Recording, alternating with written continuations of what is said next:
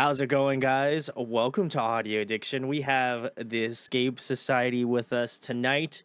They can say their names and what they do in the band.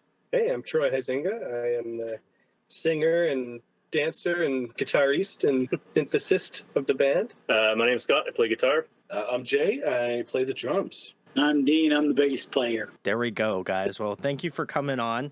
I know the tensions between Canada and America right now, especially if you're on the East Coast. This is going to seem very weird a month from now when this comes out, and hopefully we will not be experiencing it a month from now. But, you never know. Crazier things have happened, so I'm trying to, bridge the gap here peace-wise. I'm extending my olive branch. No, I'm kidding. That was a joke, guys. I just want to preface that. But no, I was very excited to have these guys on. Scott and I have been friends for God knows how long. I'm not going to count because I'm getting old and I forget stuff. But I've had Scott's previous band on. You can go look in the archives. It's still there. I'm not going to delete it for all you wondering. So it's still going to be there. But I had hit Scott up and I said, hey, you're in a new project. Would you like to come on? And he was like, no. And I said, shit, what am I going to do? And then I came back to him again. I'm just kidding. Then I came back to him again. I said, hey, do you want to come on? And he said, yeah. So that's Scott's. I asked Scott. I kind of I politely nudged him and said, hey, you should come on because I want to talk about this new project. And let me tell you, it was a little different from what I know Scott to have done previously, but all the while still excited. It was super catchy. And I think if you like that pop rock sort of styling of music, it's a 10 out of 10. It was super catchy, super fun, and I had a good time listening to it. After that first initial rough patch, after the third listen, I was good, So that was it. I don't think results may vary. I feel like for me, obviously, it's a little different. And I obviously can tell Scott's not having a good time right now. So I'm gonna jump to the next thing, which is I want to know how you guys kind of formed, how the band started, because you're a relatively new band. But just based off of intuition, I know you guys might have done projects prior to this. So how did the Escape Society all come to be? Was this something that you guys had in the works going, or was it just I think we should do this. This would be sick. And then you just did it. Well, we've all played in different projects together, 5 or 6, maybe 7. Oh, wow. Okay. And I'd say, last spring, Dean and I started talking about doing something else. It started over We were trolling somebody online. Yeah, we were trolling somebody on the internet. There's somebody posted a comment that was I can't remember what it was, but we both posted really sarcastic stuff, and then we both got intense hate mail from the person, and started laughing about it, and then we were like, we should make music, and so that was the next yeah. next logical step. Let's make music together. That's totally not going to be a problem, right? Yeah, everybody's got a great sense of humor in this group. And, that's good. Yeah, so we were like, what's it going to be? Dean has a bunch of songs for another project called Everything is Angles, and we were thinking, are we going to work on that stuff? I had a bunch of songs, and we decided to go with the songs I had, and Jay is my favorite drummer of all time. If he was going head to head with Dave Grohl, I'd pick Jay. I love Dave, but I don't know if we get along, Fair enough. Yeah, that's true. You're right. Dave Grohl's such an asshole. No,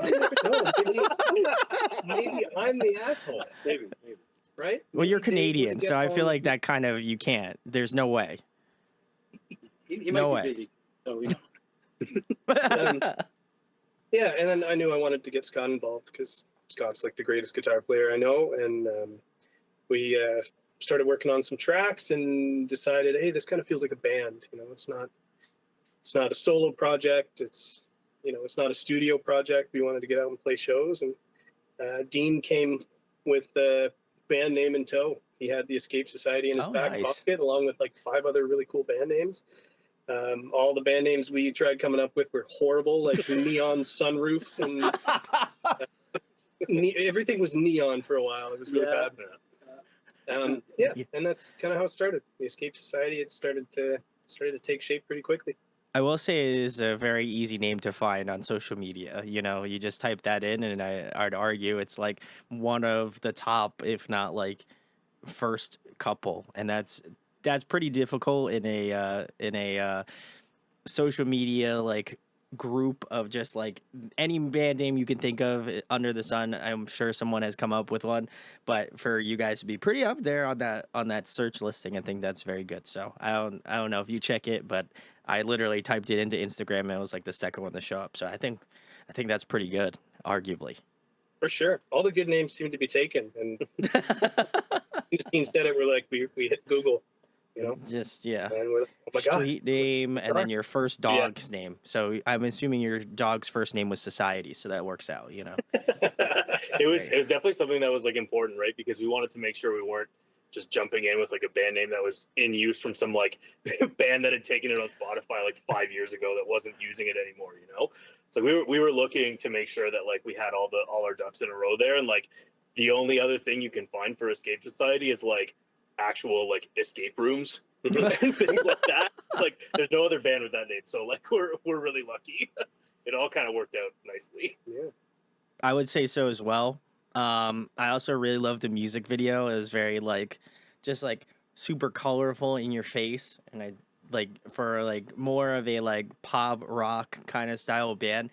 That would that's kind of was like the last thing I was expecting. Not that I felt like it was going to be like a I imagine it was going to be performative to some degree, but I was like, man, this is really like interesting to watch, and then the musicality of it really kind of ropes you in as well too. So I got to give you kudos, and kudos to the videographer who did the video. That was awesome. They crushed it. So Yeah, that was our good friend Ryan Stacy.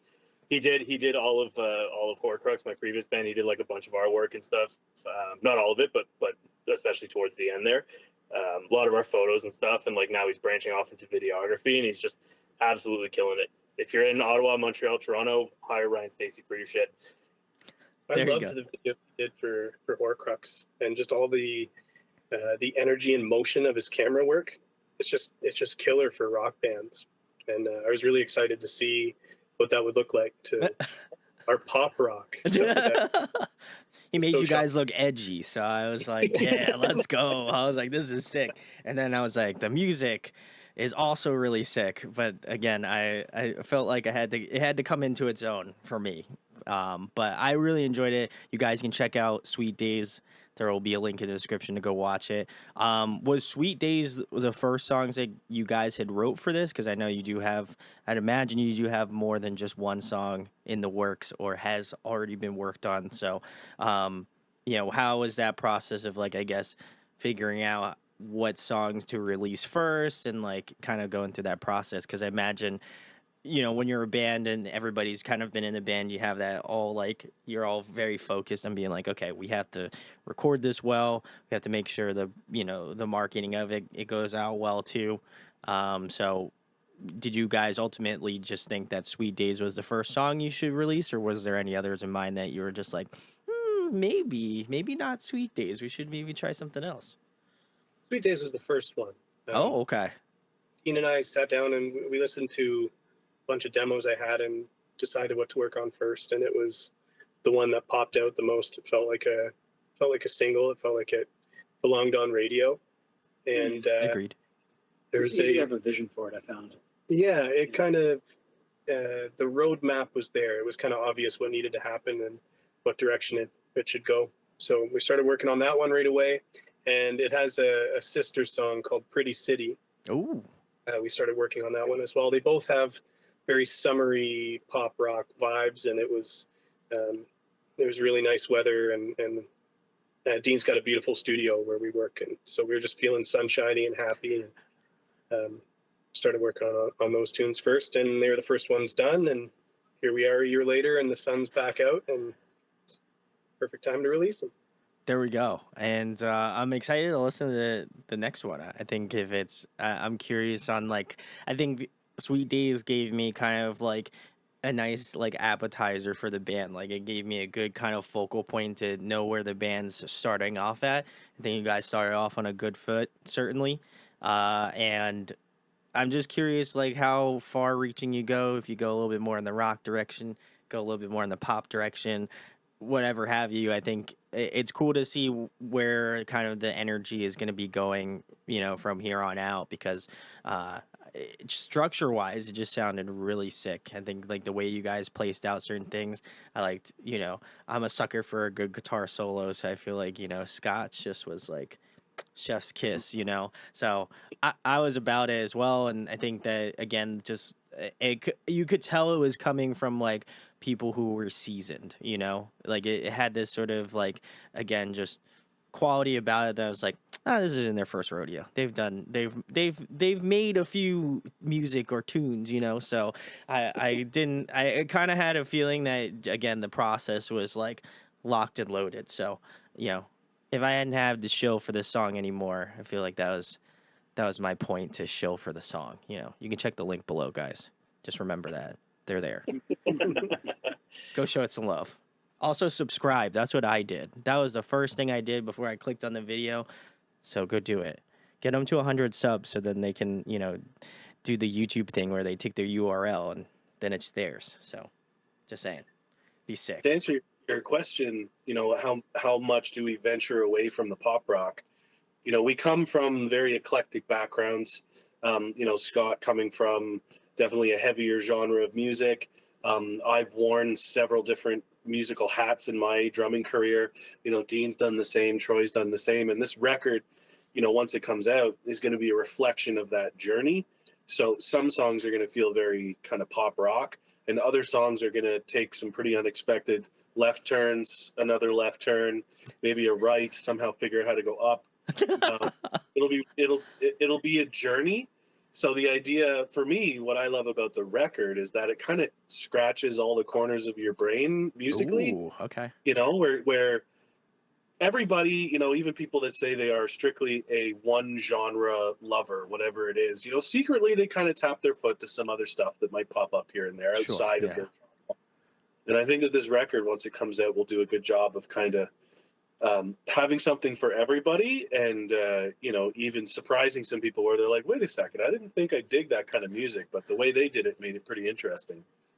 We're covering all the genres that start with the letter P. There's a bit of prog, there's pop, there's power pop, there's some psychedelic, Oh, some polka, polka. Wow. All right. a Yeah, bit of polka, yeah, brief polka, yeah, Interesting. punk, yeah, punk, yeah, punkish, yeah. Yeah. Punk adjacent. Yeah. Since you touched on the guitar solo piece, so Troy is our primary songwriter. If you haven't picked up on that already, No, I didn't. But yeah, so he does the majority of the work. But when he brought me into the studio to start working on stuff, he like really heavily encouraged me to like really tap into all the metal stuff that I used to do. So like, yeah, I may not be doing the metal thing anymore, but I still definitely get to scratch the itches. And like, I will say that like some of the other solos on this album are the most technical solos I have played ever. So they're disguised. You may not know it when you first listen to it, but if you like, when you see the playthroughs and stuff, like all of that stuff that I used to do in metal is 100% on this record. Yeah, Troy. I mean, I'm going to toot his horn a little bit. Troy is a little bit of like a musical savant. That like he can, music to him is like Neo in the Matrix. Like he can just see through. Nice. All right. He knows all the ones and zeros. And to watch Troy and Scott sit down and like start diving, like taking deep dive into some really music nerd type level stuff, and just how Troy pulls and encourages you to pull out like your best stuff. Troy gave me license to just go absolutely crazy on the kit for a lot of songs, and I look forward to everyone being able to hear some of the nonsense that we came up with on the kit. But just listening to this guy over here rip on the guitar, and how he just keeps kind of like, once you think he's reached sort of a creative ceiling, somehow these two guys get together and they just blow that up and come up with something for the next track. It's pretty cool. That's why this record's going to be a lot of fun to sit down and listen to, like from start to finish, because people that aren't musicians are going to be like, this is a good record, this is a fun stuff, they'll dance a little, but musicians hopefully will be like, holy shit, this is some next level stuff. But we'll see. Maybe they'll be like, this sucks. Whatever. There was times in the studio when like I would go in for a solo and like I knew the song we were working on, but it's just like I prepared nothing, and Troy would just yell random noises at me. Can you do this? And he'd make some nonsense noise and be like, "Oh, you mean like this?" And then that was the take. I feel like that's musician speak, though. You know, it's not this absurd language. It's just like, yeah, so you can do like wheelie loo loo loo, and they're like, oh, okay, got you, and then you do it, and then it's like somebody gets it. I think that's the true testament if you're a musician. If you can, you know, if you can like just Rosetta Stone that shit, you know, into like language, beautiful. You know, I get that way sometimes. I'll like be like, oh yeah, this little melody thing was really sick, and then I think it's a cool way to, I guess, like I myself am like not really a musician, but also kind of, I do dabble in my free time, but most of the time I get like a lot of my knowledge from having bands on and stuff like that. So I think what you guys do is from, I think from a perspective of a fan, you're like, man, this is a really cool song. I like it. It rocks, But, as Jay was saying, like, if you're a musician, you're like, oh, there's some really cool things on, like, and there is stuff that in the song that I wish I had a little bit more time to, like, piecemeal and pick out a little bit more, because I think there was some really, like, subtle stuff that I feel like if you're a musician, you're like, that's cool. Like, I don't really hear that too often. That's neat.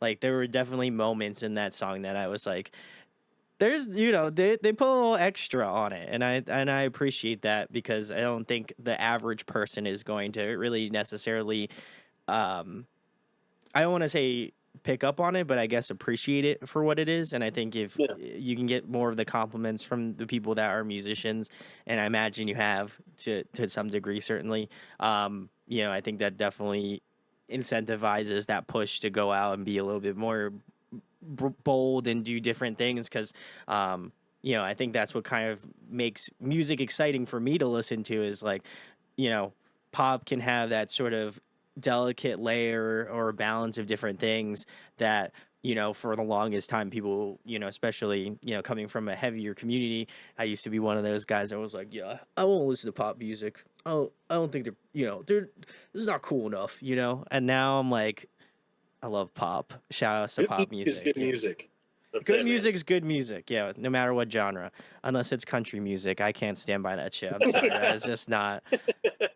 Without a clear conscience, I can't say that. But hey, listen, if I'll say it again. If there's a country artist that you think I'd like, DM me. I'll check them out, and then I'll give you my true thoughts on it, good and bad. Now, I'm not evil, but don't like country music. Sorry, guys.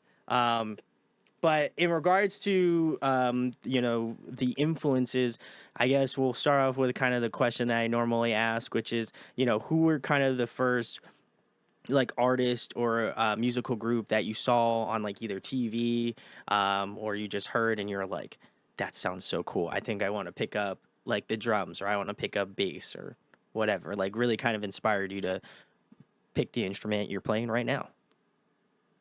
For me, it was Burton Cummings and the Guess Who, some classic. Wow. Okay.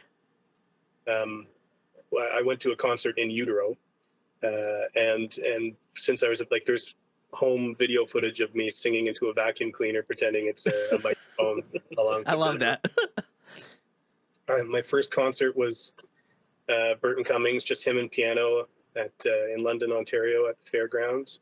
And then a few years later, I saw the Guess Who on their reunion tour, and it made me want to pick up the guitar. There's a section of the show where they went to the coffee house. They played songs the way they would have played before they were famous, just acoustic instruments. Sure. And Randy Bachman and Donnie McDougall were trading solos. I didn't know, I was a kid, I didn't know you could play like rock solos on the acoustic guitar. I was blown away, and went and got a guitar after that and started teaching myself guitar. That's years later, I actually met Burton. I snuck backstage at the hall and introduced myself. I've got his name tattooed on my arm. Oh, that's sick. From that. And we struck up a friendship. We're still friends to this day. I sent him sweet days. Oh, nice. But we'll see what he says. For me, it's actually my dad. Wow. So my dad is a great blues guitar player. So I knew he had guitars in the house when I was a kid. And when I was 10, I don't even know what it was, but I knew he had this guitar under the couch, and he like kept it like locked away in a case, and it's a 74 Gibson Les Paul Deluxe Gold Top. Fair enough. Yeah. So guitar players will know that that's like, even at the time, even 20 years ago, that guitar has been out of production for a long time. And just one day I was just like, I'm going to play this because dad plays this. So I'm going to play it. I just went and grabbed it. Didn't even ask. Just grabbed it and started playing. He like came in and he was like, okay, let me show you like how to do a couple things. And then from there, you know, my taste evolved a couple of times, but my favorite guitar player of all time is Steve Vai. And I would say that like, it's really nice to have a lot of that influence from Steve Vai on this record. Like, I feel like while I can't hold a candle to him, there's definitely some cool influence happening there for sure. So yeah, those are my two. You got street cred. I got you, Scott. Thanks, man. Jay or Dean? Me? Man, I'm like a cliche though. Like, you know, like early 90s, I got really into Pink Floyd and I just deep dove it for a few years in high school. And that's all I listened to for, I think, 2 or 3 years. Woo. That really got me going. I wanted to learn how to play the bass intro to Money, the 7/4 track, whatever. Fair enough. Yeah. So my parents ended up buying me a bass, and I kind of dropped all the art stuff that I was doing otherwise and just started doing that. You know, and then from there I was just always listening to all the old classic rock like Zeppelin, The Doors. And then I got really into a lot of the weirder prog stuff from the 70s, like more in like Jethro Tull, Caravan, Soft Machine. So kind of like older school stuff. And then after high school, I played with a lot of bands, toured a lot. I started getting into the weirder stuff, like more on the King Crimson side, but 80s style King Crimson, Adrian Belew King Crimson. From there, I don't know, Tortoise. I don't know if you guys have ever heard of Tortoise. I've seen them. I freaking love them. Like that's what really got me into production and studio work, was just listening to John McIntyre and how they would Easter egg sounds inside of these productions, and then it wasn't songs so much as these like sonic experimentation. Yeah, I don't know. That's kind of where I come from. I get weirder as I go on. I've made a lot of records in my day, and I gravitate to the stranger things, not the show. You had to clarify that. I respect that. Yeah. Me, oh geez, I sort of had my musical awakening. You know, most people have their kind of musical awakening around 13, 14, when, you know, lyrics start kind of actually making sense, and you're starting to have all these like new emotions and stuff, and you're, you know, all of a sudden music just suddenly you hear music in color for the first time. And yeah, I'm of a certain vintage that I came of age right when like Green Day was coming out, and all those albums dropped from like Nirvana, Soundgarden, you know, Pearl Jam, you know, just all of those things was just this whirlwind kind of like 3-4 year period. And when all those things came out, you know, I was just like, this is amazing. And for whatever reason, I just had this natural ability to air drum along with the tracks. I didn't have a drum kit growing up, but we grew up a bit poor, so we couldn't afford like, you know, big expensive drum kit. Sure. And sadly, I spent a lot of time grounded in my room for whatever reason. And so I would just pick up pencils, listen to the radio, or put in the cassette tape and play along to whatever tracks, just air drum. And it just kind of came naturally to me. And then in high school, for some weird reason, I took a left turn and stopped listening to rock and went big into hip hop for a long time. And never got a drum kit. I got into DJing, like scratching hip hop music. And I was one of those guys that's like, hip hop is the only music. All the other music sucks. And I graduated high school and grew up, and I was like, okay, I still love drumming, and found my way back to drumming, and was able to finally afford myself a drum kit and started my drum journey a little bit later than most. I was a late teen when I finally got into drumming, and by then the Foo Fighters were out, and Dave Grohl by far is my biggest influence. Yeah, and that's my trip. I was in grade 3 and I bought my first tape. I used to listen to it in my room and pretend that I was the 4th member of Hanson. Wow. Oh my God. I would make my Transformers dance to Paranoid. I don't have anything quite that revealing about my past. Let me think. I'm really gonna try to think about this now because I feel like if they're actively throwing themselves under the bus, I feel like I have to follow the leader here. God, I'm trying to think. I don't know if I really have anything. If I think of something, I'll throw it in. But I'm almost positive that I just remember listening to like a bunch of like older CDs. Like, well, probably one of the first bands I got into was like Under Oath, and I just remember like spinning the absolute shit out of like To Find the Great Line to the point where it was like this CD was like completely scratched up because you sit on you have your CD player, you put it on your lap, your parents hit a pothole, that thing scratches immediately, and then you have to hear it skip like 70,000 times before you get to the next song. So kids don't understand that now. I'm getting to that age now. I'm like 30, so now I can say that shit, apparently. So it's a rite of passage, I guess. I don't know. I'm young at heart. That's why I get to interview bands, and that's where the youthful energy comes from, So That's all that matters, man. that's all that matters, yeah. Well, guys, next week I'll have gray hair and I'll be pulling up in the interview with a wheelchair. Be great. Stoked. No, I love what you guys had to say. I think it also speaks kind of indirectly for the Escape Society because I think you guys all pull from different backgrounds, and I think that's really relevant in Sweet Days and again probably future music as well. Is that I think it's just kind of this combination of a bunch of people from different backgrounds, and I understand it's like a large majority of what bands are about, but I think you guys have such a varied difference, but in some way it's just so like the way that you guys kind of harmonize all of those thought processes together, it's very impressive. So I think for you guys kind of pulling from that again, that rock grunge sort of stuff to like more indie pop sort of stuff, it's interesting to draw the lines. And I think that obviously as more songs release, like more lines I feel like will get filled in. So I think it's just exciting for me as an interviewer to see the process. I'm gonna have to definitely do some sort of reaction video for the next song when it comes out. So I'll have to keep you guys posted. You'll see it eventually. Cool. But very excited. And then in regards to the Escape Society as a whole, what are some of the influences of the band, I guess, collectively that you guys all kind of reconvene on, I guess. Well, when I started writing these songs, I was trying to write a song a day for a month. A friend of mine recommended I try that as a challenge and a way of journaling. I was going through a rough patch, and he had a friend who had done the same thing. We sat and listened to the results, and there's some cool stuff came out. I was like, Sure.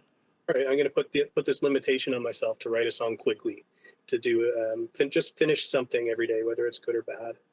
And a bunch of it sucked. Some of it was kind of fun, and I started to really enjoy exercising this muscle of writing quickly and getting to the bottom of something surprising in a very short amount of time.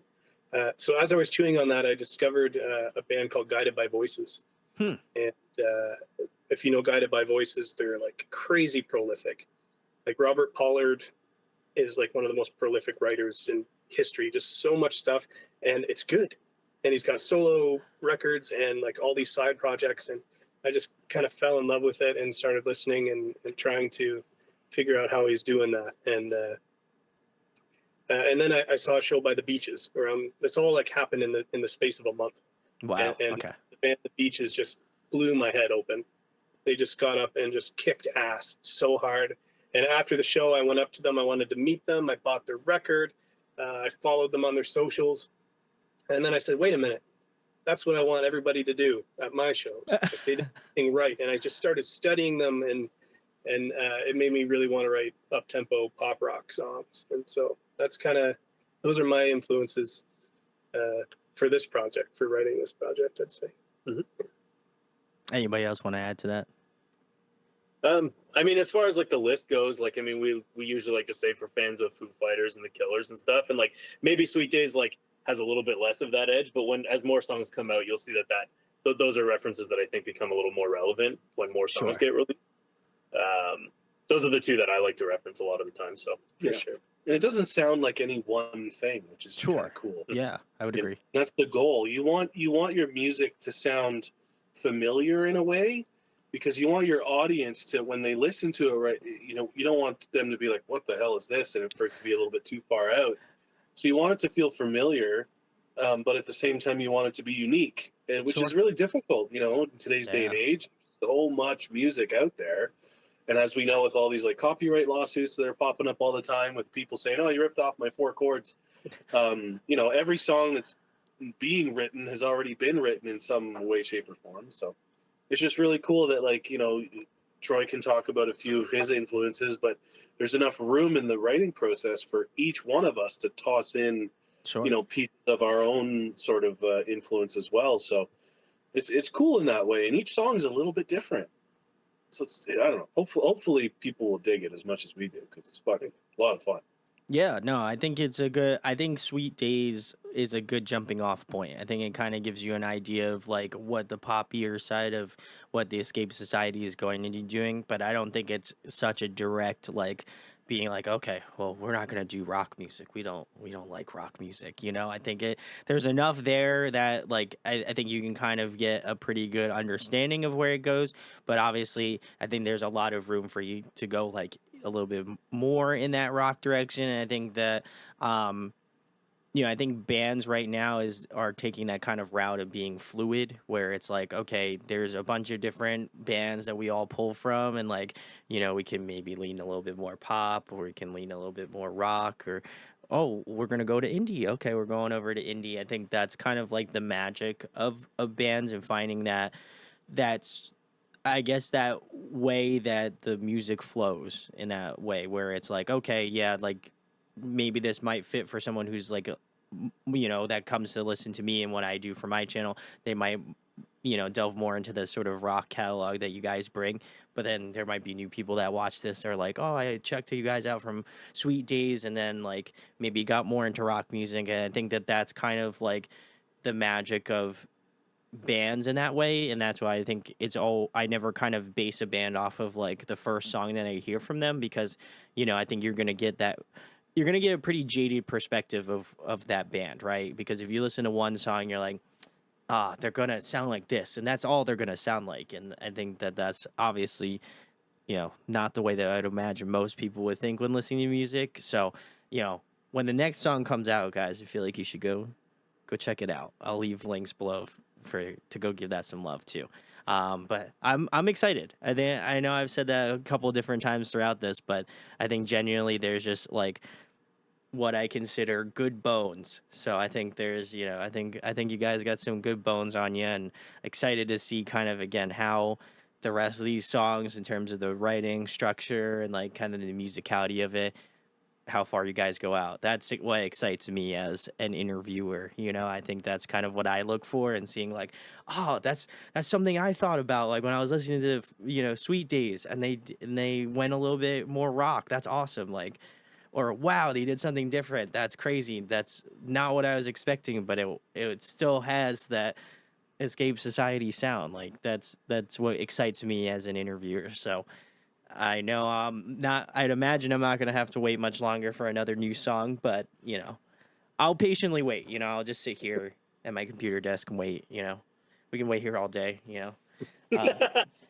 I hope not, though. I know these guys have lives, so I'm not going to hold them hostage in this interview, guys. So just make sure about that. But no, I'm excited. Well, we're going to, obviously, everyone will see when it comes out, and, hopefully you enjoy it. But, the next question I have for you guys is, what are you listening to more currently? What's on your Spotify? What have you guys been listening to lately? I've been obsessed with an artist from Sacramento named Anton Barbeau. Okay. Compare him to Robin Hitchcock.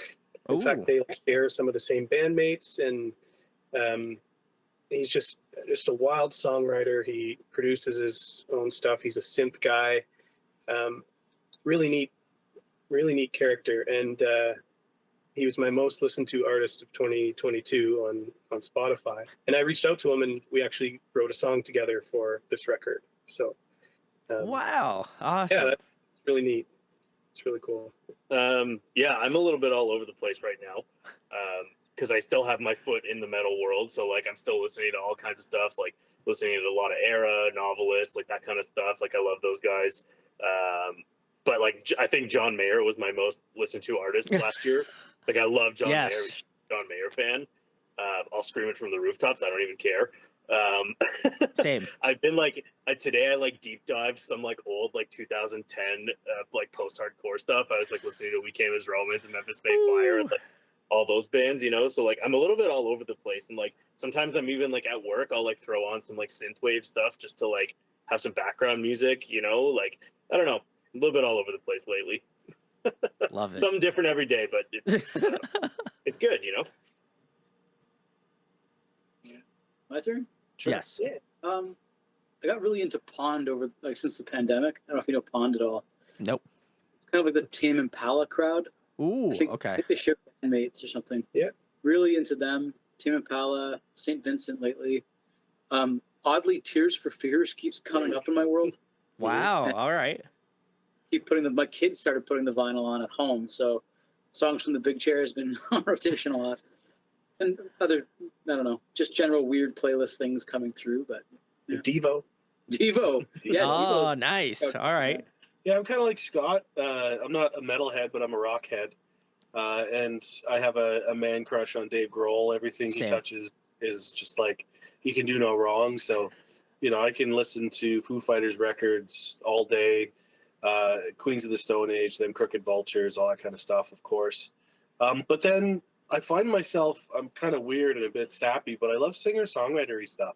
Oh, Just yeah. like quiet, sad songs. You know, I don't know what it is, but there's a great Canadian songsmith. His name's Donovan Woods from Sarnia, Ontario. That guy, man, he can't write a bad song. He's great.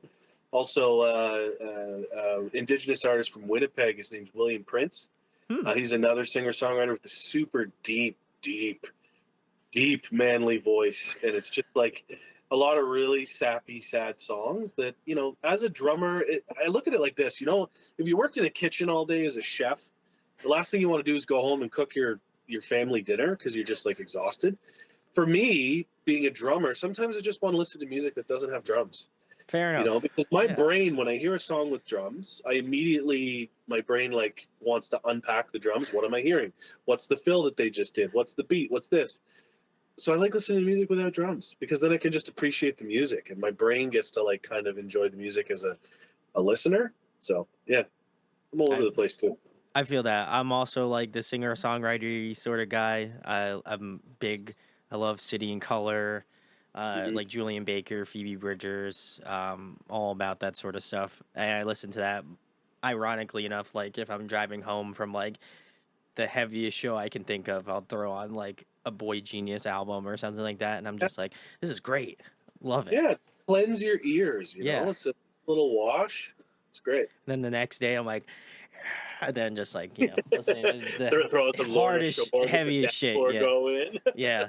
I put on some like Kublai Khan or something, you know, and I'm just like, get through traffic, you know, something like that. So I don't know. If you see me in Pennsylvania, you know the vibes. But yeah, no, I think that kind of also plays into the well-roundedness of being a musician, right? Yeah, I think like the coolest thing is when I have bands on that are like in the heavier genre and they're like, yeah, I actually just don't even listen to metal. And I think that's like one of the best things because I think it's super healthy because it's like you're not listening to metal and it's not like your only like field of vision. And as well as that, I think it's like cool, you know, because then like you get those like really weird, like varied things that I feel like you wouldn't get in another genre. And I think again, harkening back to another point I made earlier, which was I think that's what makes your band so varied is that every member of your band listens to something eclectically different in all different ways. And I think that's what kind of makes it interesting.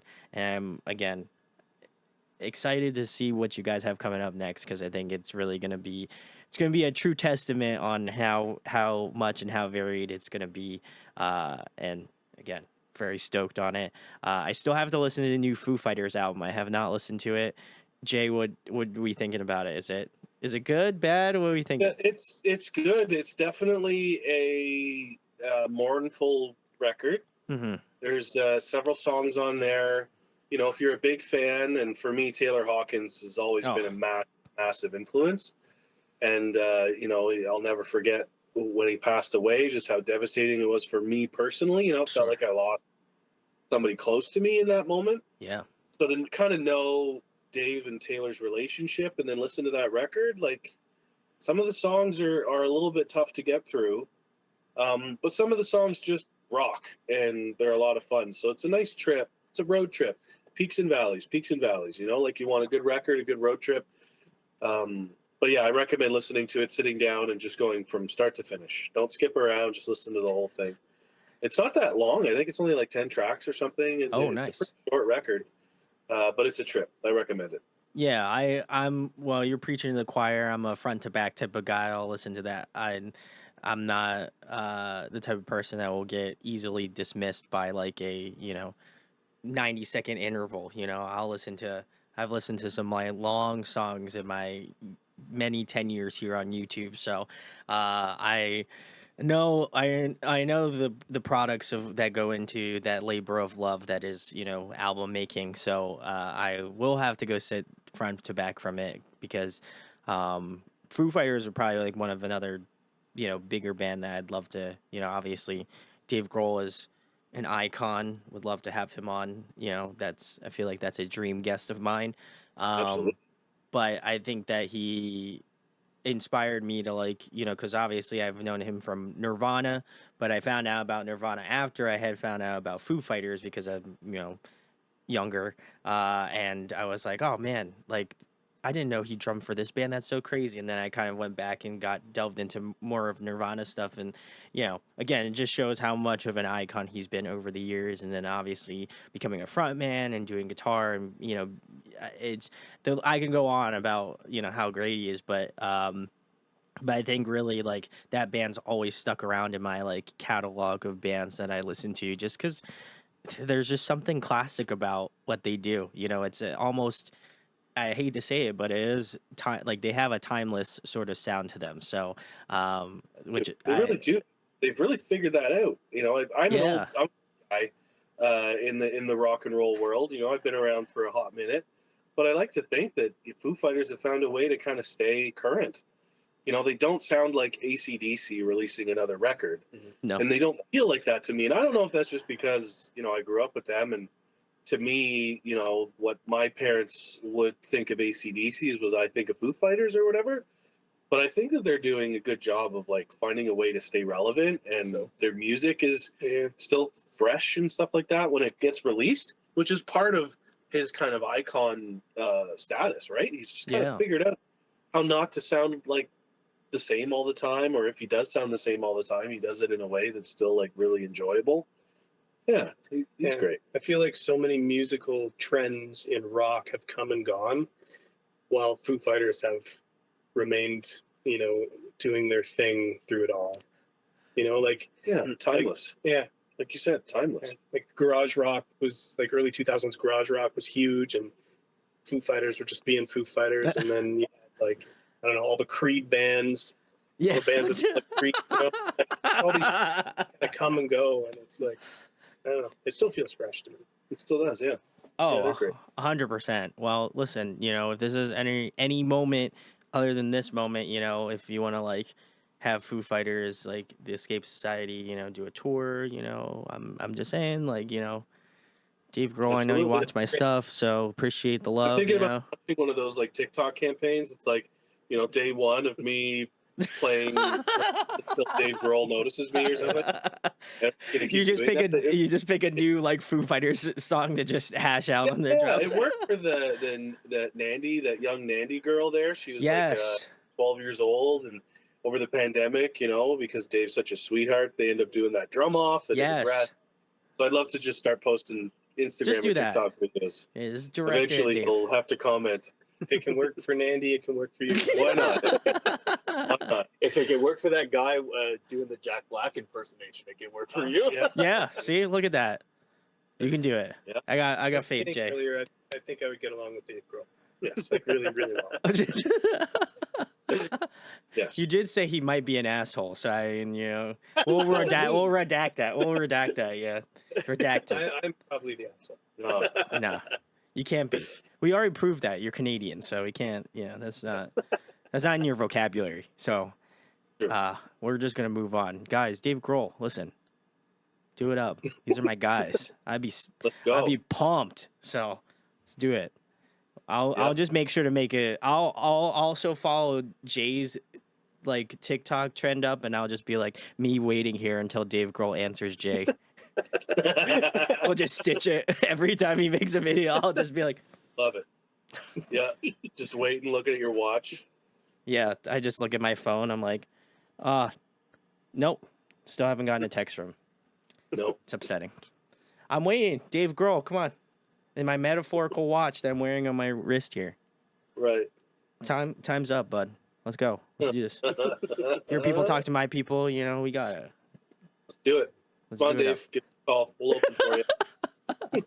All right, guys. The next question, appropriately asked question. If you guys could pick a song to cover, what song would it be? Oh, that's a tough question. Holy cow. Ram Ranch. I need to know. Okay, Scott, since you blurted it out, I need to know the reasoning. Tell us the reason. Tell us the reason, Scott. Dude, it's iconic. What a fantastic song. I'm just saying. I don't know. Find me one person who doesn't like Ram Ranch, and then we won't cover it. Okay, well, if you agree with Scott, let us know in the Comment comment. down below. Yeah, comment down below. If you Yeah. don't like Ram Ranch, we won't cover it. I think that's the opposite reinforcement that you would want. I think you would want people to pick your answer because No, wanna cover if you don't say no, you can't stop me.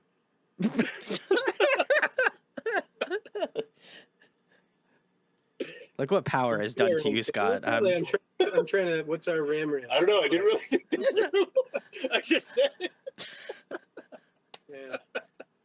Which of the P genres is it going to be? You do the This- poker ranch. No, no. No, no. Or No. Instead of Scott playing the guitar, he just comes out and just plays you like a fucking accordion. I'll do it. I would respect you if you did that. My respect level is already pretty high for you, Scott, but I think it would go through the roof if you did wind up going that route. I don't know, man. that's a massive question because we're so eclectic, And like, Sure.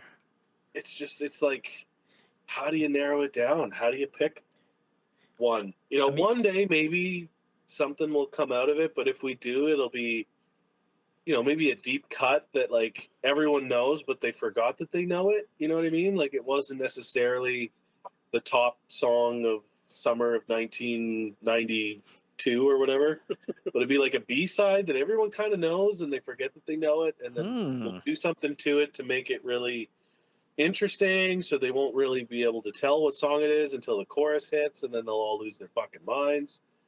Something like that. Yeah, I don't know what that song is, but Paula Abdul, man. exactly. Some Paula Abdul or some.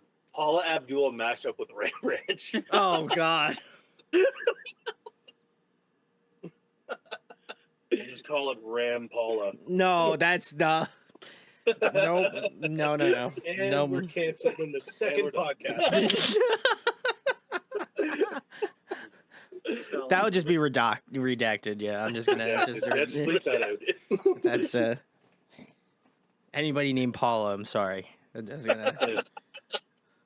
Oh wait, I have to. I have to get my Canadian inflection on. Sorry. Sorry.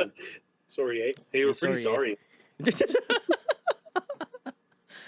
I do. I feel like in any time I have a Canadian band on, I have to mention that as like just being like a stupid American. I'm just like, oh, sorry.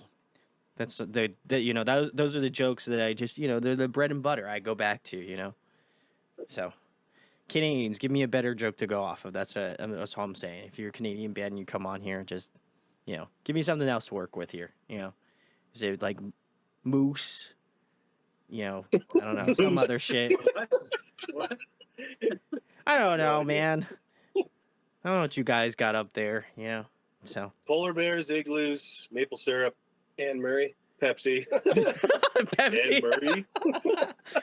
You do have Tim Hortons, so I mean, you We know. do have Tim Hortons. Yeah. We invented basketball. That's true. And Yeah. chocolate chip cookies What? or something. I did Yes. not know that. Hawaiian pizza Yes, Is I it did know that. Yeah. Yeah. True. Not from Hawaii. Yeah. out of Ontario. Yeah, the dude that invented basketball lived like 30 minutes outside of Ottawa. Dr. James Naismith. Naismith, that's right. He's the We original invented Dr. J. hockey. Well, we didn't invent hockey, and we stole hockey kind of from indigenous culture. But basketball we came up with, or Canadian came up with. What else do we do? Well, Nickelback. You know.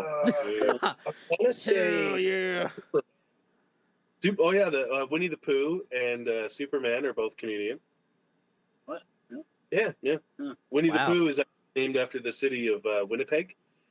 Winnipeg, Winnie the Pooh. I did not know that. It's true. This is where I'm gonna put the more you know meme on there. Yeah, the rainbow's Yeah, gonna. the rainbow. Yeah. I'm a bit of a history nerd, so you know. Yeah, you crushed it. I did not know that. That's You guys these are have some- something called Joe Louis down in the States? I have no idea. I don't. No. Okay, well, it Yeah. might just be a Canadian thing. It's like a little dessert pie that you throw in kids' lunches. That's Canadian. Us Canadians love that, Joe Louis. Yep. Just a little pie. And our chocolate tastes better up here. Okay, I'll Compare, probably like, give you that. Or a Cadbury chocolate bar from the States and from here, ours just tastes like it's not. I've seen American people do taste tests and they all agree. Chocolate up here just tastes better. Yeah, Sorry, you guys got it's something in the water. sorry. Sorry. There's fewer Yes. bullets in chocolate. There's fewer bullets in our chocolate. Oh yeah. Oh no! Extra flavor. We're allowed Kinder eggs up here. You know, down in the States, Kinder surprise eggs, they're banned in the States because, you know, kids are going to choke on the little toys. Yes. Oh my God. Any 12-year-old can walk into a. Never mind. You're canceled again. You're fired. Hey, man. Yeah. You know, the true signs of that is that, you know, you guys caught yourself in that one. So I will say, if you're taking PR classes, great job. You're doing great. Yeah. Yeah, absolutely. You will be. You're like, it's like I just can imagine the thought process in your head where you're like, should I say something controversial? And just like one of those bomb squad guys with like 2 wires, and he's just like, you have to cut the white wire. You have to cut the white wire. And he's like, the black wire, no, the white wire. And then he's just like freaking out, trying to get ready to cut the next wire. And then, you know, we cut to this part, and then, you know, crisis averted. So we did it.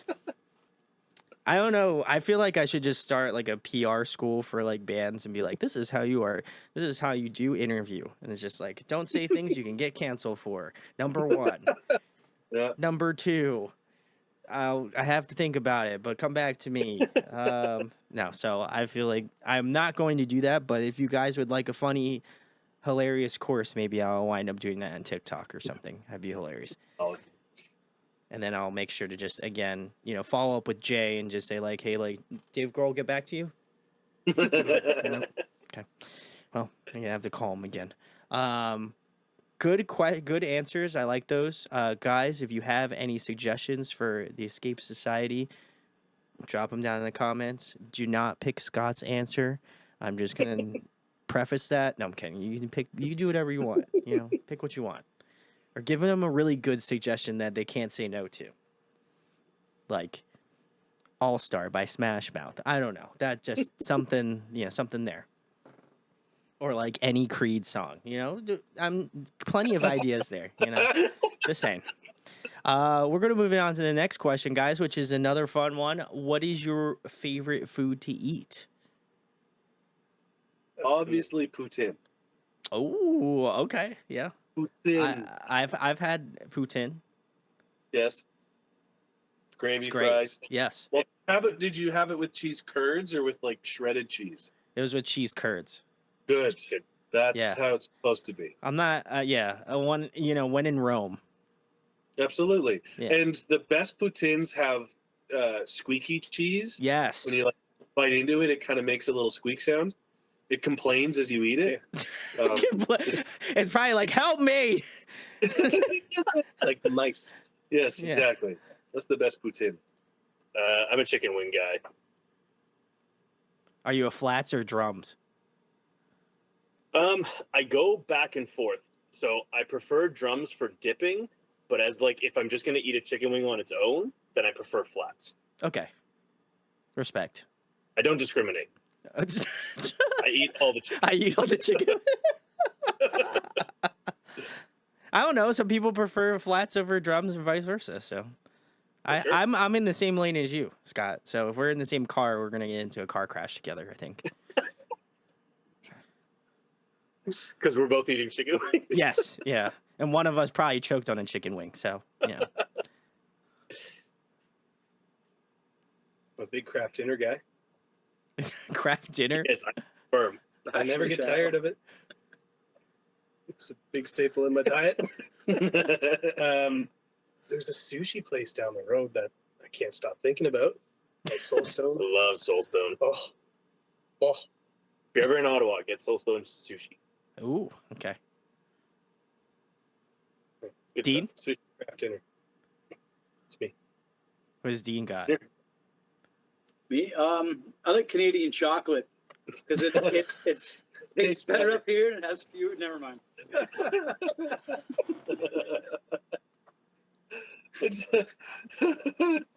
Yeah. I gotta give it to Dean. He didn't have to do it, but I I appreciate he doubled down on that. Fuck yeah. You'll get to know me better. Like, I think it's great because he didn't. I bet you that's not his favorite food, but he's just like, for the bid, I'm gonna do it. So, I love that. Dean's is my favorite answer. That's I don't have any bias towards it, but I feel like it was the right answer. It felt right in the soul. So It is partly true though. I'm a huge chocoholic. Mm. Like I'll if there's chocolate around, I'll even eat my kids' chocolate for Halloween. No remorse. you just be like, that's mine. That's it. That I'm your dad. Yeah, Good point. that's true. Yeah, you could just tell him it's the dad tax. Yep. So I don't know. I Yeah. don't have kids, but I can't go stealing like my cat's treats. That's just weird. Like, here, give me your shit. Yeah, yeah. Oh, this is terrible. All right, you can have it back. Actually, I don't want it. I don't need it. Good answers, guys. Crushed it again. Dean's at number 1 right now, so on point.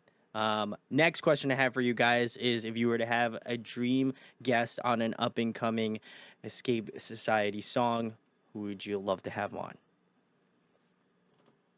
Dream like guest artist. Guest feature, yeah. Oh yeah. I know. I have a feeling I know what Jay's gonna say, but Come on, it's straight up. Dean says Paula Abdul. We should absolutely have Paula Abdul feature on the song. We should do a cover of Straight Up. Straight up now, tell me it's gonna be you and me forever.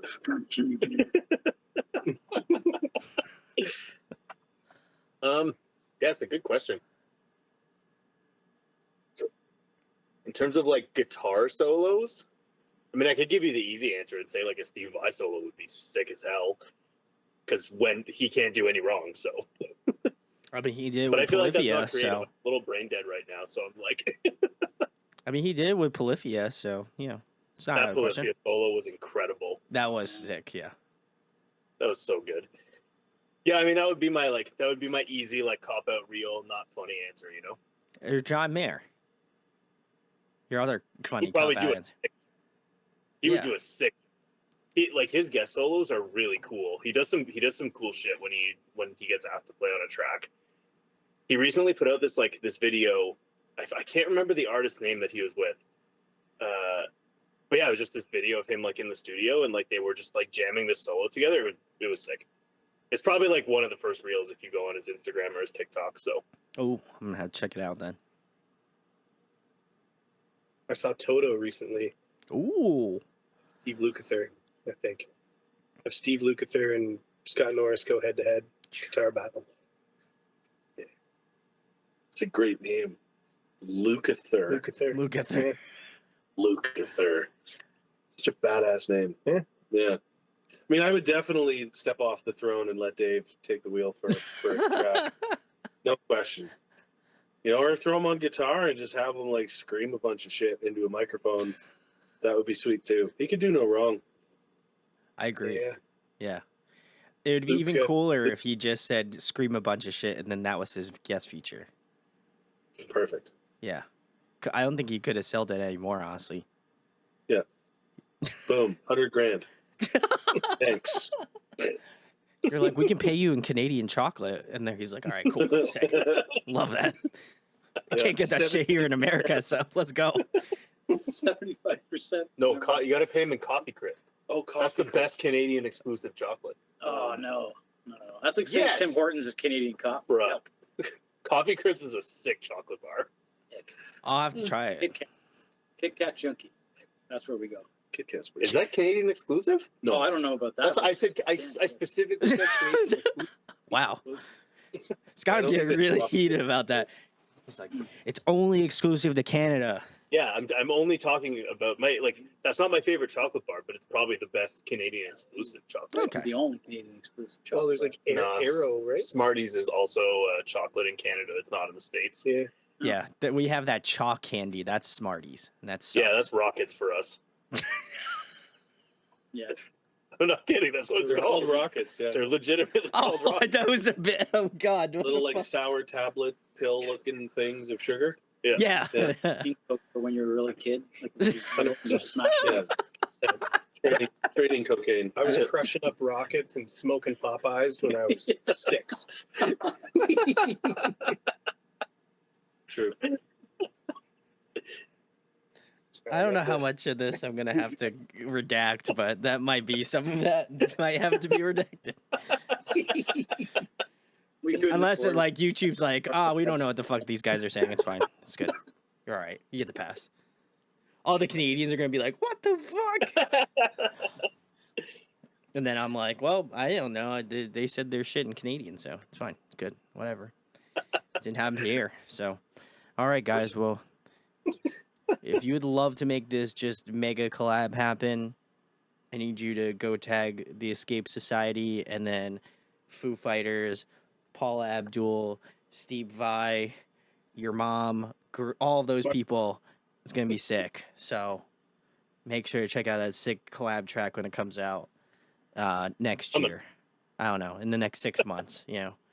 Dave Grohl really needs that Canadian chocolate, so I think he's gonna be the We'll have it first. done next week. Yeah, I haven't done- He's like, as long as you send that out, I'm good. Yeah. So They're not doing anything. they're not doing anything. Sure, it's fine. Which literally like 20 minutes ago, we were like, yeah, so Foo Fighters released a new album. It's sick. You know, they're probably gonna go out and do. Pretty tour sure that. they're on tour right now. Pretty much. They're not busy. They're gonna be on tour for the next year and a half. Yep. Whew. Yeah, like I Respect. said, not busy. Yeah, we got time.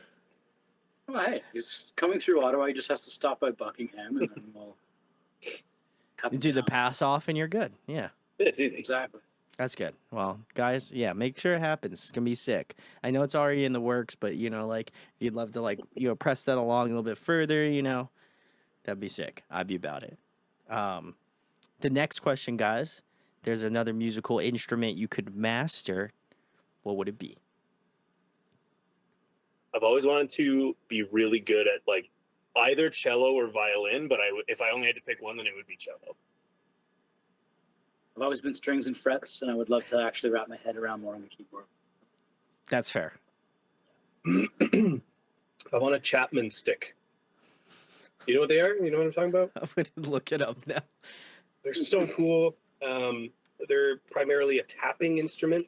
It's like, it's a lot of low register, a lot of bass, but you can also like, often it's right hand is chord. Dean used to play one. It's a huge gimmick, and I sold it. It's a stick. You know, it's so cool. You can like chord and melody and play bass lines all at the same time. Tony Levin of King Crimson plays one. That's how I discovered it. Okay. Dean and I are going to see him in September with Peter Gabriel. I'm so pumped. But yeah, they're super expensive, but I'd love to sit down with one someday, even just for 15 minutes, make some noise. Drums from, no, I'm just kidding. Oh, you're a piano. great drummer, Jay. Come on. Probably piano. Oh, okay. Wish I noodle, I dabble, but by no means am I proficient. And I would love to, be able to take all of the beautiful things that are in my mind and like just effortlessly execute them. And I'm like years away from that. And I admire friends of mine, Troy included, who are able to just sit at a piano and just like make beautiful sounds come out of them effortlessly. Yeah, piano, keyboards for sure. I like that. I did take a look at the Chapman stick, and that thing looks. It just reminds me of like a weird like 8-string guitar. Yeah. It's just like, man, are you gonna play gent on this? This is crazy. I don't know if I would. I don't know, but hey, listen, that's not my pick. That's Troy's pick. So if you want to roast him, don't do it, because that's mean. So don't do it. Please don't. Next question I have for you guys is, if you were to compile a dream tour lineup, including the Escape Society, who would be on this tour? Foo Fighters. Yeah. Foo Fighters at the Struts. The Foo Fighters. The Struts put on a killer. Ooh, all right. Oh man, I'd love to play with the Struts. Yeah. What else we got? Foo Fighters is going to be my pick. If I'm picking one, then I guess since we said Foo Fighters, I'll say Killers. Ooh, okay. There's a great Canadian band that I think are one of the greatest bands in terms of live shows. They're called July Talk. Have you ever heard of them? No. I'll July check them Talk. out. You gotta look them up. Oh, they're sick. They are a phenomenal live. They are phenomenal live. They've got this really cool dynamic between two lead singers. They have a male lead singer who has this really like deep, dark, smoky, raspy voice, and then a female counterpart who's got this beautiful, like angelic, kind of clean thing. And they have this yin and yang quality about them, and their sort of tension that they have on stage, and like the energy the whole band has is just super cool. They're a Toronto band, but up here in the Great White North, they're kind of a big deal. July Talk. So for your listeners, check them out. You'll really, really like it, I hope. But they'd be a lot of fun to tour with. Yeah. I've got to see them play a couple times, and they're super, super like sweet, genuine people. Like they take the time to listen to you and have conversations with you, and you don't feel like you're kind of intruding with them. Nice. They're really, really, really cool people. So July Talk could be a good one to put on there too. Yeah, their stage presence is pretty unreal. Yeah. Exceptional. Such a vibe. Yeah. Yeah. We opened for them last year with our other group, Hearts and Minds, and I was just spellbound by their performance. The chemistry on stage is amazing. If we're talking Canadian bands, some other bands right now that I'd love to tour with, there's a group from Toronto called Mono Whales. Okay. Hot right now. I think we'd be a great fit. I'd love to play with them. The Beaches, we're opening for the Beaches this summer. Love to tour with them. Great band, fantastic band. New Pornographers is another Canadian band. Sloan is a classic Canadian band. I'd love to tour with them. Man, I could go on and on. Yeah, there's a lot of great Canadian bands. There really is. Take a deep dive down the Canadian playlists. I will. I'm gonna have to. We're gonna have to make it like a festival. The Escape Society Fest. I love it. Like 17 bands perform. Escape Fest. Yeah. Escape Fest. Fest. Yeah. Fest. Yeah.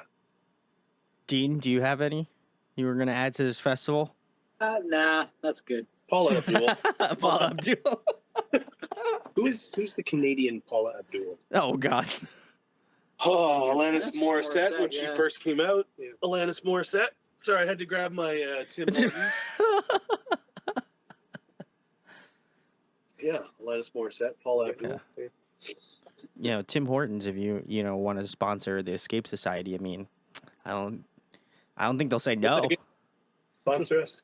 I mean, you can't sponsor me because I'm an American, so that's illegal. But you can sponsor these guys, which is great. So if you want a cool pickup, that'd be sick. Got myself a delicious double from the good old Tim Hortons. Oh, there you go. That was our sponsor read from Jay. If you'd like to use, if you'd like to go to Tim Hortons on your next purchase, you just say the Escape Society, and they'll give you a donut or something. I don't know. So. Use code TEST for 10% off. They won't know what you're talking about, but you can try. Comment down below if you know what a double is. Is that a Canadian thing? I think so. Yeah. I've ordered doubles down in the States, and the drive-through person was like, "What? Yes. I like a large coffee, double," and they're like, "You want how many coffees? Like, you need 8 coffees?" I'm like, "No, man." So comment down below if you know what a double is. I don't fucking know what it is, so yeah, comment down below so I can read the comments. So I don't want to say what it is. I'll tell you off air. I feel like I know what it is, but I'm not going to be complicit in my answer. Is this some type of innuendo, Jay? That's fucked up, man. This is a kids show, all right? No, I'm kidding. And this is a kids show. Clean show here. This is a clean show. We definitely messed up somewhere along the line here. But like the answer, guys, if you'd love to make the Escape Society Fest happen, I imagine it happened in Canada. So your boy Dakota take the trek up to Canadian land. Make sure to tag all those bands. That'd be sick. I would be there, and I think that would make it like at least a percentage better. So yeah, just 1%. One though, just 1%. No, I'm not. I'm okay. So, but the next question I have for you guys is favorite TV show, favorite movie. I think Breaking Bad is the best TV show ever. Ooh, all right. Yeah. Favorite movie? Oh man, it's so hard. There's so many good movies. Scarface, maybe. Pulp Fiction. I don't know. So, okay, I'm going to say my favorite TV show, but I want to preface it with I started watching it before it was cool. So it's The Office. But I want to be perfectly clear. I watched the entirety of it when it was airing once a week on cable television. I watched it every Thursday night with my dad. That was like our thing. That was the first watch through I've done of it, and now I'm like well into the double digits. I would and now hope it's so. like it was so cool for a while, and then like everyone started doing it, and now I say it, and everyone's like, "Oh my god, another guy who likes The Office." I'm almost positive, Scott, you made the same exact story when I had Horcrux on. Well, yeah, it's a true story. Oh, I know it's a true story. I'm just saying I appreciate the level of doubling down on the true story, even though I know it's not. It's not a bit. Like, quintuple down on that if I need to. I will show credentials. All right, guys. I got you. Favorite movie? I don't know. I'm like a big fan of like different series. Like I love like the Lord of the Rings trilogy and like that kind of stuff. I don't know. I don't necessarily have a favorite. I just kind of like hop back and forth between those kind of things. Those good like comfort movies that just eat up a shit ton of your time. I don't know what that's like, but yeah. Sunday afternoon, just blast it and just melt into the couch. That's the play. Don't know what that's like. I'm here usually, so this is my downtime. Jay or Dean? Me? What do you got? Oh. Yeah. Oh, geez. Favorite TV show. Favorite TV show. Goodness gracious, there are just so many.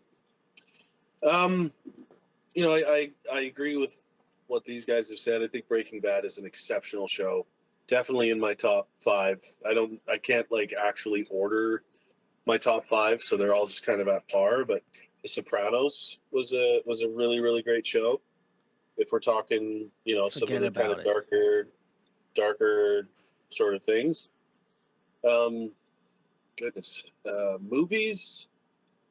I'm all over the place. Like you got classics like Fight Club. and Yeah. Usual Suspects. You know, that one had a nice little twist at the end. But then at the same time, like Disney put out a movie. I think it was during the pandemic. It was called Soul. It's like a Oh, Pixar yes. animated Yeah, movie. yeah. Great movie.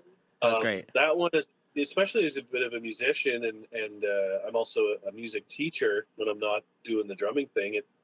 It made me feel things, and you know, Disney does a good job at making those kind of films. So yeah, I'm all over the place. That's what I got. Also, cool soundtrack. It was done by Trent Reznor, which is Yeah, wild. fantastic. Would have never thought that. I like looked at it. I like saw the vinyl on like Target, and I was like, "Oh, this is cool." I didn't know they made it for the movie, and it was like Trent Reznor. I was like, "What? Why is Trent Reznor on this?" Yeah, But he does some great work. So Trent, you know, if you yep. I go check out the Escape Society. I already know you do. You watch my show, so I appreciate it. You know, but you know, do it up. Dean, what do you got? TV shows. I'm a big sci-fi nerd, so I think some of the best TV that was ever made, sci-fi or not, was the reimagined Battlestar Galactica from Ooh, about 20 years ago. Some of the best TV ever made, and very, very reminiscent of that, but much newer, is The Expanse, which is ooh, fantastic drama, well written, everything about it. And again, in the same vein, although far more comedic, is Rick and Morty, which I think is some of the wittiest, best written TV ever. And in terms of how much they can actually pack into it, how daring they're willing to be, and how funny and just special it can actually be. Movies, I don't know. There's just too many to count. But one that always sticks out to me is an early horror movie, not early, but 70s with George C. Scott. It's called The Changeling. And it's, when you're younger, anyways, it's one of the most terrifying movies. There's no blood and gore or guts. It's just a haunted house story, and it'll scare the bejesus out of you by the end of it. And it's a slow burn, and it takes forever to get there. But yeah, anybody who I've ever recommended it to has come back and being like, "Yeah, that's a good one." So I have to watch it. I can't really watch the normal horror movies that come out now because I'm a bitch. So I just not for me. I know it's for certain people, but you know, I'd like to sleep. I don't get enough sleep as it is. I'm not trying to just like lay in my bed with my eyes open for all of eternity. So probably will not subjugate myself to that, but if it's at night, I like the older like horror movies. I feel like they're just like it was more about the story writing or storytelling rather than just to be like I'm gonna stab your eyes out. I don't know, whatever horror movies do now, that weird shit. So anyway, that was my tangent. I'm gonna move it on to the next question, which is if you guys were trapped on a desert island for the next month and there was one album you could bring with you to listen to, what album would that be? Oh God. Rain Dogs by Tom Waits. Ooh, nice. All right. All right. See you, Troy. It's a month. I feel like that makes it a little, a little less of a blow. Yeah, so just for a month, I could probably listen to. I'm gonna go Era's self-titled. Ooh, all right. All right. Respect. Millions Now Living Will Never Die, Tortoise. Ooh, okay. Oh, this is my turn. You gonna say Foo Fighters again? I might, and there's nothing wrong with that. Dick.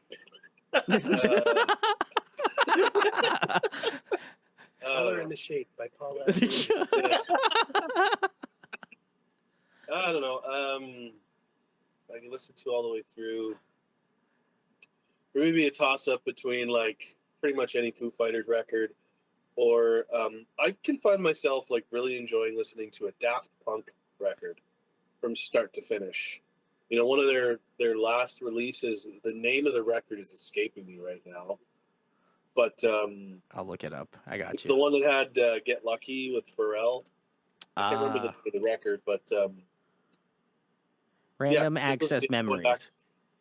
Yes, Random Access got Memories. you. Thank you so much. I got you, 2 Jay. points for you. Yeah, let's go with that one. I take that one to an island for a month. I like that. That's a good one. That's a good choice. You guys had Yeah. some good ones. You know, obviously, I know Scott's choice very well, so I think I gotta side with Scott on this one. Um, but the last question, guys, the question that is arguably my favorite to ask. I have been doing interviewing for, I would say, pretty close to 7.5 years now, which is wild to me. Um, but I feel like I always have had a passion for doing this, and just getting to know about band storylines. It's always been, maybe it might just be the nerd in me, but I really kind of enjoy and appreciate why bands come together and why they form and why they make music. And so the question I'm going to ask is, why is music important to you? You know, you guys have been in other projects before this, and you are part of this one now, and like, what kind of fills your, passion to want to create music and share with other people? Because I think it's a labor of love, certainly. So, people I don't think realize how much blood, sweat, and tears go into, putting a band together and getting all this done, doing press like this, like there's a lot of things that go into it. So, why is it important to you guys and why do you guys continue to do it? It's my discipline. It's where I go to find my chi. Um, I flash back to a moment in high school where I was yeah, camping out at my buddy's house for 2 days over the weekend, watching movies. And I'm an introvert, so by day two, I'm like, I needed to go pick up a guitar in the corner and sit in. And my buddy Chris was like, I think you go to music to find your chi, and it's true. Um, it's it's a good escape for me, um, and it's one of the most transformative art forms I find. It's very immediate. Like I love visual arts, and I love paintings. I love movies. I love poetry. I love all the arts. But for me, music, when I put on a record, in just a few seconds' time, my entire mood and vibration of my body can change to something different. And it's powerful. Your memory is very connected to music. Music can shoot you back to a very special time in your life, or even a tragic time in your life. It's like a time machine. It can transport you. Um, and it's never let me down. I can always rely on music. I can always go there, and I'm so grateful that I have music as an outlet, um, to to create and get my get what's in here out, express myself. Sure. And I teach music, and that's um, part of why I love teaching as well. Is I can give this gift um, to kids or adults, or just anybody, because it's enriched my life. And yeah, my life is much richer because of music. Great Yeah. answer. Yeah, that was super well said. Troy ticked off a lot of the same boxes that I would say for myself. I think my answer, I think my reasons for enjoying music so much have changed a lot over the years. Sure. Especially with especially recently with the pandemic and stuff like that. Like it left like everyone questioning stuff, right? So it was like, um, at one point in time, it was like, music can help pull people out from dark places and things like that. And like, that was super important to me for a long time. It still is. Um, and I mean, at one point, my main goal was just to like kind of, I guess, inspire, or like try to get to a level where I could inspire anyone in any regard through music, whether that be through playing or just like positive outlook, or this or that or the next Sure. thing. I think more recently, what's been filling my cup musically is just energy.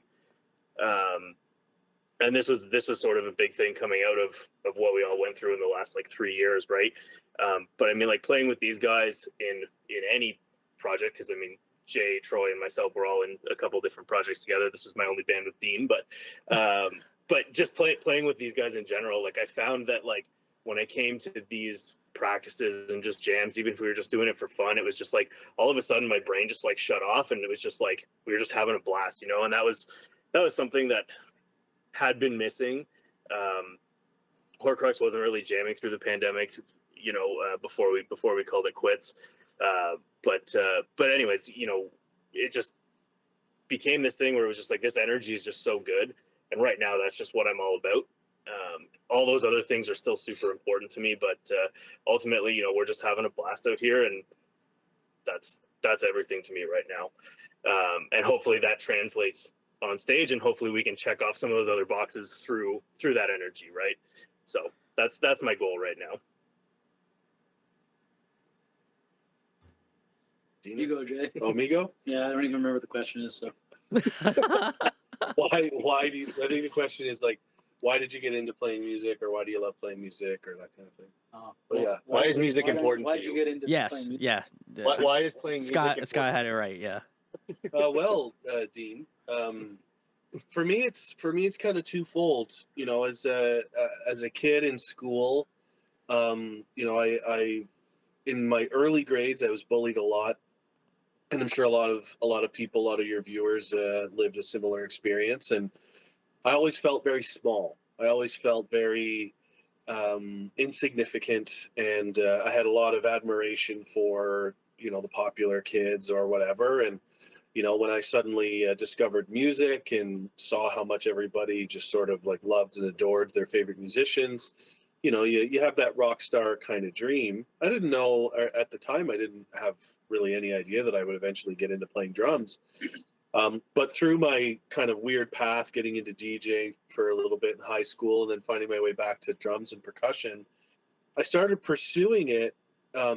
In school I had a lot of stage fright. You know, I don't know if you remember trying to get up and give a presentation in English class and having a nervous breakdown in front of the class. Yep. That was me. And when the opportunity came up for me to like grab a bongo and go to an open stage or something and get up on stage, it was about me trying to overcome my fear and to kind of like break out of this sort of minimized version of myself that was like deep down in my, you know, inner childhood or whatever.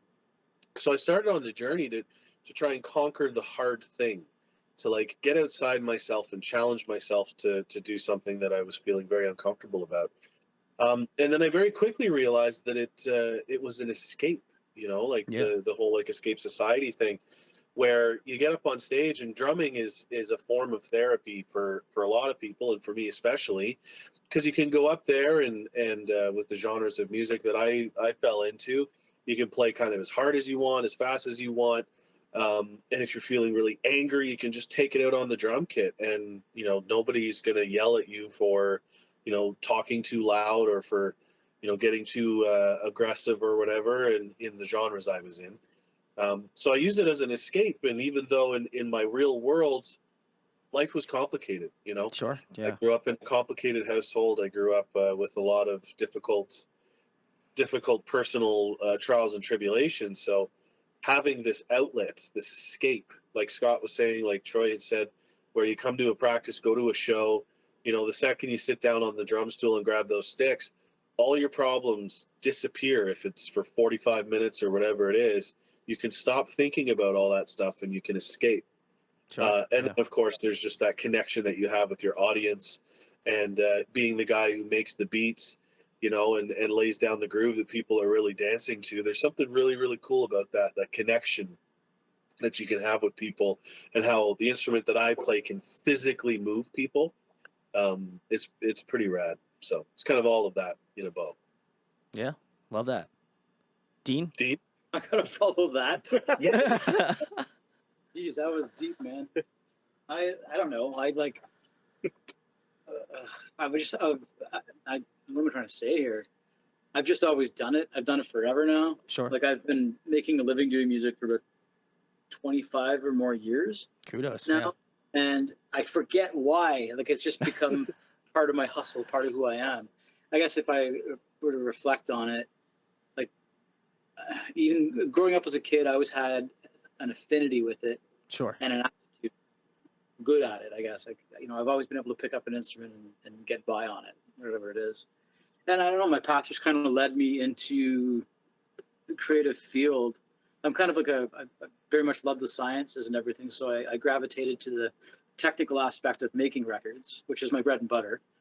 But I was also a very artsy child, and I was painting and drawing, and then as soon as I was given an instrument, all that was just ditched, and that's all I did was just play bass, play guitar, went with it, and it just kind of carried through into my adult life.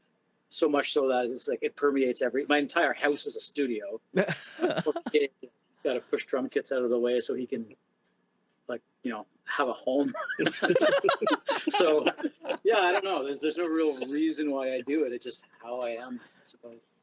No, I think to me it's like no answer is a bad answer on this. Not that I'm like grading anyone on why they do music, but I think for me it gives me this perspective of like that you wouldn't necessarily get from listening to a song, right? I think you can listen to a song, you're like, this is a fucking sick song, I like this, or I hate it, whatever, you know. And I think that you can kind of take away those pieces of it, but I think I would argue there's a pretty large group of people that are like, well, I want to know about the band. Like, I want to know why they do it, why it's important to them, or like why they create music. And I think for me as an interviewer, I kind of could pull different pieces from, all of your guys' stories. I would say more specifically Jay's, because I don't think most people know this about myself, but I used to have like terrible stage fright. I used to like hate this shit. And now I'm talking to people online for as long as I've been doing it for. And so, I think there's that like light switch that goes off in your head that it's just like, I tell people all the time, like, they're like, oh, how did you start doing this? And I was like, I just started doing it. Like, I just DM bands. I just messaged them and said, like, hey, like, I'm new at this, but I would love to have your band on. And that literally started at, day one. And so I think it's just like, I think it just goes to show that, like, if you're persistent enough in doing what you like to do, then, there's going to be people that are out there and are going to find out what you do and care about what you guys do. So I would highly implore everybody to go check out the Escape Society. Great track, Sweet Days. I'm waiting for the next one, patiently waiting. So I'm excited for the next one to release. But the guys can tell you where they can find you at on social media, what you guys have coming out next. The floor is yours, so take it away. What do we have coming out next? Anything. Social media, tell them where they can find you. All of it. Take it away, Okay. Scott. Okay, cool. So you can find us everywhere. Escape Society CA is our tag. It's the same tag everywhere. Facebook.com/Escape Society CA. Official website, escapesociety.ca. And then everything else, again, Instagram, TikTok, all that good shit, Escape Society CA. That's where you can find us. Our first show is going to be at Hope Volleyball Summerfest in Ottawa on July 15th. We're opening up for the Beaches and JJ Wild and the Bluestones. Mm-hmm. Got it. We're not going to announce anything for songs just yet, but we promise there is more coming. There's lots on the horizon, and we've got a super fun summer planned for everyone. All right. Well, Well done. well, I think you guys got to give Scott a raise because he crushed it. So Good job, Scott. good job, buddy. Scott. You're welcome. You can send me your Venmo link later. We'll buy him a coffee crisp. Coffee crisp. He's allotted one coffee crisp per interview, so I like that. No, seriously, go check out the Escape Society. Again, I've been friends with Scott for X amount of years. I'm not even gonna try to count now at this point, but we've been good friends. So I feel like anytime anybody has a new project or a new thing that they're doing, like, I gotta show the love. So please go check out the Escape Society. All of the links will be in the description if you live in Ottawa, which I don't. But if you do, you should be there in my place. So, if you want to just like, I want to imagine myself being there. And if you aren't going to watch the Escape Society, I'm going to be a little disappointed, honestly. So you don't want to disappoint me, some guy on the internet who you don't know. So I think, I would be, if there was a Yelp review that I could write about you, then I would. And I'd give you like 2 stars. So, Facebook, you could review us on Facebook. There you go. I'll just say great interview. No, they were great. I love these guys. Go check them out. I'll leave a link to Sweet Days, their newest music video as well. That will also be in the description. Make sure to go sub to their channel. If you enjoyed this interview, share, like, and subscribe. It goes a long way. And huge thanks to the Escape Society for coming on tonight. Thank you so much for Thank having us, man. you. Thank you.